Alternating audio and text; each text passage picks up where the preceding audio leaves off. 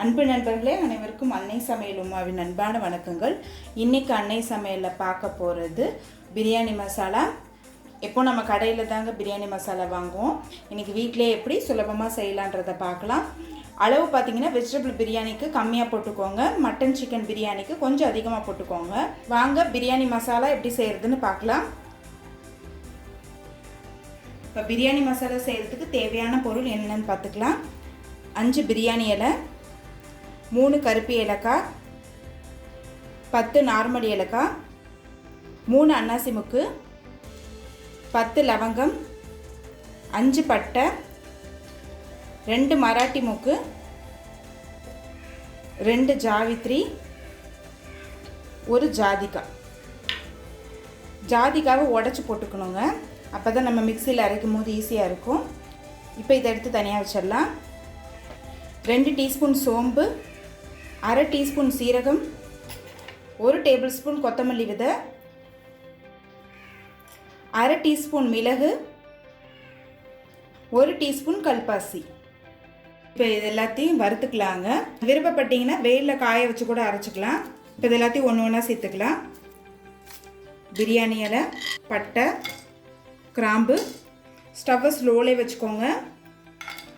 ஏலக்காய், வெள்ளை ஏலக்காய், அன்னாசி முக்கு, 2 மராட்டி முக்கு,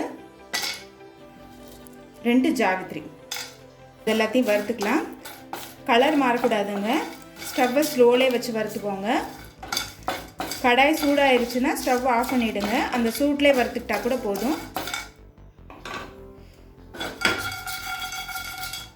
இதில் ஏதாவது 1-2 இல்லைன்னா கூட பரவாயில்லைங்க. மசாலா சாமான்லாம் ஃப்ரெஷ்ஷாக இருந்ததுன்னா பிரியாணி மசாலா வாசனை ரொம்ப நல்லாயிருக்கும். இப்போ பாருங்கள், நல்லா வறுத்தாச்சு. இந்த அளவுக்கு வறுத்தா போதும். இப்போ இதை எடுத்து தனியாக வச்சுக்கலாம். அடுத்தது தனியா,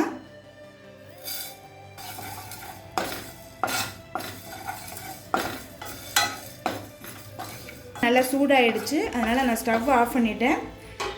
அந்த இருக்கிற சூடே போதும் அதுக்கு. ஒரு தனியாக எடுத்து பார்த்தீங்கனாலே தெரியும், பாருங்கள் நல்லா ரோஸ்ட் ஆகிடுச்சு.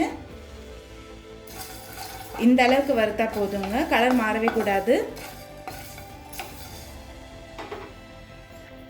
கல்பாசி நம்ம அதோடய சேர்த்துருக்கணும், நான் மறந்துட்டேன். இப்போ இது கூட சேர்த்துக்கலாம். இதையும் லேசாக வறுத்தா போதுங்க.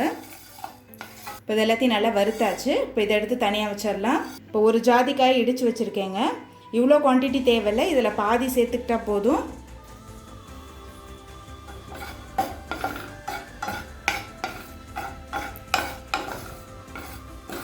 இப்போ வறுக்கும் போதே பார்த்தீங்கன்னா நல்ல வாசனை கொடுக்குது. இப்போ இதையும் நல்லா வறுத்தாச்சு. இப்போ இது கொஞ்சம் நேரம் ஆறட்டுங்க, அதுக்கப்புறம் நம்ம மிக்சியில் அரைச்சிக்கலாம். ஜார் ஈரம் இல்லாத மாதிரி பார்த்துக்கோங்க. 1 டீஸ்பூன் மஞ்சள் தூள் சேர்த்துக்கலாம். இப்போ இது எல்லாத்தையும் மிக்சியில் ஓரளவு கோர்ஸாக அரைச்சிக்கலாம். மிக்சியில் எல்லாத்தையும் அரைச்சாச்சுங்க. இப்போ இது கொஞ்சம் நேரம் ஆறின பிறகு ஒரு ஏர்டைட் கண்டெய்னரில் போட்டு வச்சுக்கோங்க. இப்போ பிரியாணி மசாலா ரெடி ஆகிடுச்சுங்க.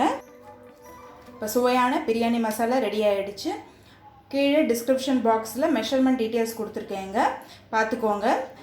பிரியாணி மசாலாவை ட்ரை பண்ணுங்கள், கண்டிப்பாக உங்களுக்கே பிடிக்கும். ரெசிபி பிடிச்சிருந்ததுன்னா வீடியோவை லைக் பண்ணுங்கள், கமெண்ட் பண்ணுங்கள், ஷேர் பண்ணுங்கள். இது வரைக்கும் அன்னை சமையல் சேனலில் சப்ஸ்கிரைப் பண்ணலன்னா சப்ஸ்கிரைப் பண்ணுங்கள்.